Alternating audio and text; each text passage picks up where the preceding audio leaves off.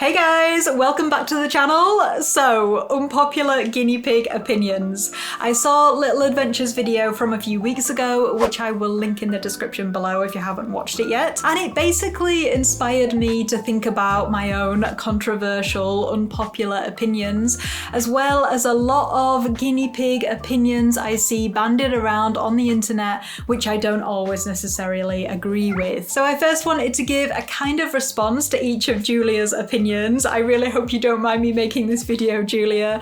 And then some of my own kind of related opinions. And of course, these are all just my own thoughts. I'm just one guinea pig owner in millions, so I do expect people to disagree. And if you do disagree, just let me know down in the comments below. Let's have a discussion. Everyone is just destroying a hay cookie that I've put in there. Yes, just have it here. There, you two can share it. And Julia spoke first of all about pellets and the fact that they aren't given as standard in some countries, so it's not always necessary to feed them. And I do agree that many piggies will probably be fine without pellets, which makes me a total hypocrite for feeding them, right? But here in the UK, and certainly I think in the US, switching to a pellet-free diet is seen to be a pretty big deal.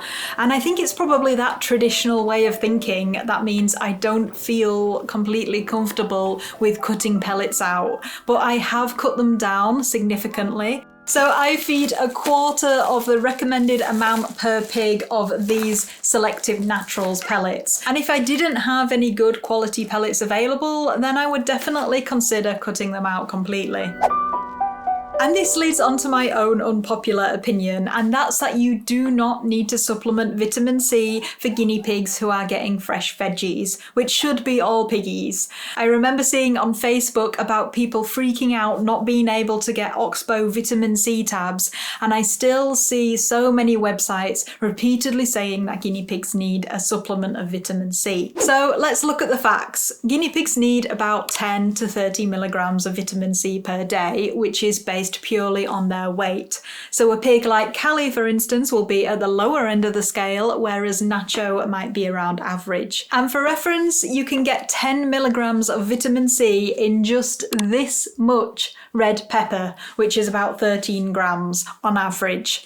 Pellets also contain added vitamin C, and for ours, 10 grams has 10 milligrams of vitamin C in, which is this much, and it's roughly about how much I feed per pig per day now, give or take a bit. So whilst vitamin C can degrade quickly, all these different sources of vitamin C can add up. And you might say that it's okay not to give extra because there's no ill effects, but there are some possible negative effects from having too much, including something called pseudo-scurvy, where the body starts to rely on higher amounts, as well as potential negative effects on the kidneys and in guinea pigs with arthritis. So my thinking is, why give it if they don't need it? You can save yourself some money on those Oxbow tabs for a start. And of course, I'm talking about adult, fully healthy guinea pigs. It might be a different case if your guinea pig is ill or if they are pregnant, for instance, in which case, follow the advice of your vet. Julia's second opinion was that it might not be worth it for some people to have guinea pigs, given the amount of care they can require if they get sick. And to be honest, this is a tough one. I do sort of agree. There are times when I've had to give up work, when I've slept poorly, when I've been stressed and upset, but this can apply to any animal. It's not like guinea pigs are particularly known for getting sick more than any other pet. You could be unlucky and have lots of vet trips and stress, but you could also be lucky and have piggies that live to a grand old age with no troubles whatsoever. Whatever the pet, you need to ask yourself if you personally can deal with the emotional stress of when they get ill. And my best advice after almost 2 decades of owning guinea pigs, the best thing you can do is to get them insured and signed up with a good exotics vet early on, and you'll be in a good place with support from professionals when they need medical help. And trust me, there is nothing more reassuring than having a good vet at your back.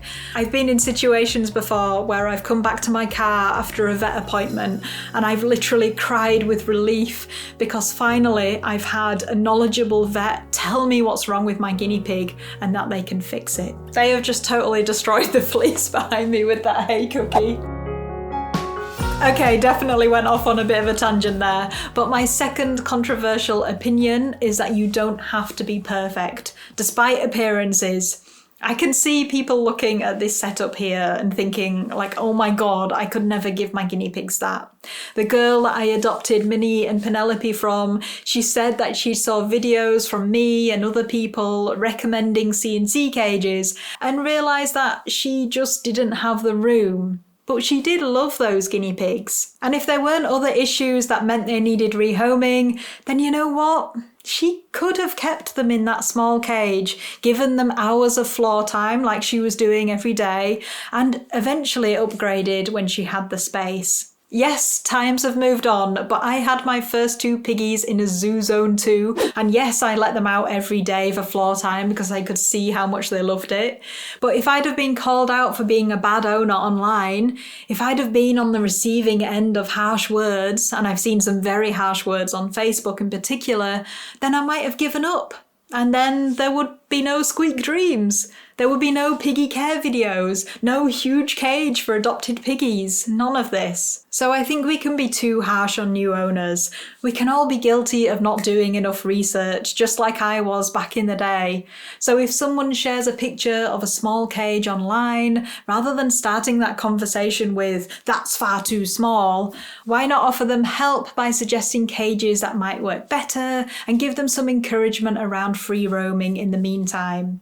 The guinea pig community is no place for judging and chastising others, and we have to remember that it's not always those first-time owners who are to blame. Often it's the pet shop industry.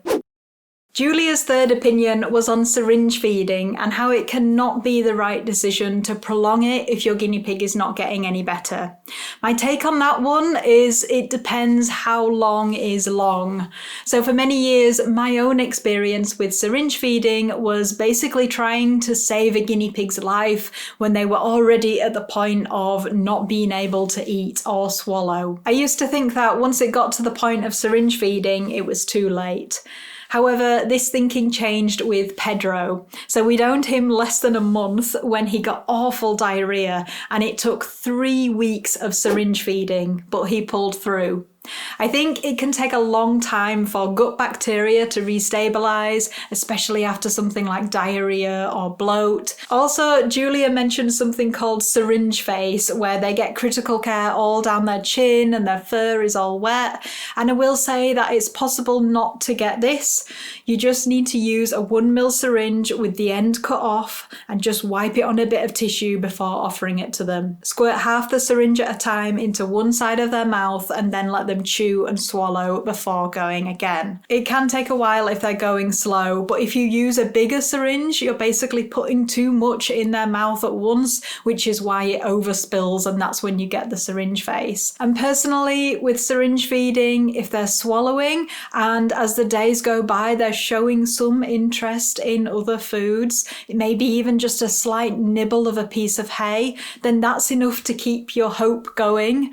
And I think I wouldn't give up unless it had literally been weeks and weeks, more than a month, getting on for 2 months, something like that. But I really appreciate where Julia's coming from, and it is a really hard decision to make. So perhaps I'm the other way. Maybe my unpopular opinion with this one is that we should always be ready to syringe feed. Every piggy owner should have some critical care or Emerade Sustain to hand, and giving critical care should be one of the first things we do, as well as ringing the vets if we're worried about our piggy's health.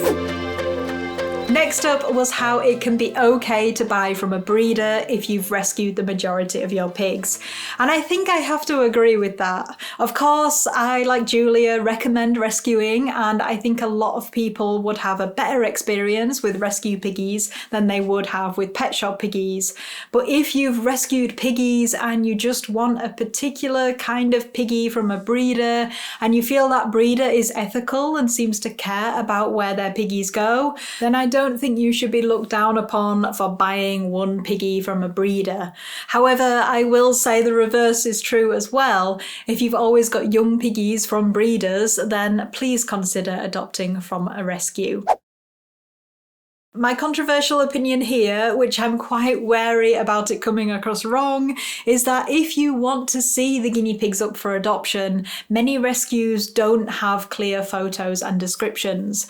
And of course they don't. They don't have the time to upload nice photos and keep everything organised and up to date. They're too busy doing their amazing work rescuing guinea pigs. However, some good photos and a description that's tailored to the right owner, I think would genuinely help them adopt out more piggies, so it might be worth some of their attention diverted to that. There are only 2 rescues within a 3-hour drive of me that I can confidently name, which consistently share full details of adoptable piggies, and they are Neville's Nest and the RSPCA. And where have I got all my piggies from in recent years? Either one or the other, despite scouring countless outdated websites and Facebook pages, and people will say just message them, but I don't want to message someone and waste their time showing me what they've got available when I might not ultimately adopt from them. I prefer to only message and get in touch if I'm serious about adopting a piggy that I know is available, and I think a lot of other owners might feel this way too. Let me know what you think. How easily did you find your rescue piggies? And again, these are only my own opinions. Let me know if you agree or not with them down in the comments below. And I hope you enjoyed watching this more chilled, chatty video with minimal bells and whistles. Let me know if you did. And as always, thank you so much for watching. We'll see you in the next one. Bye bye.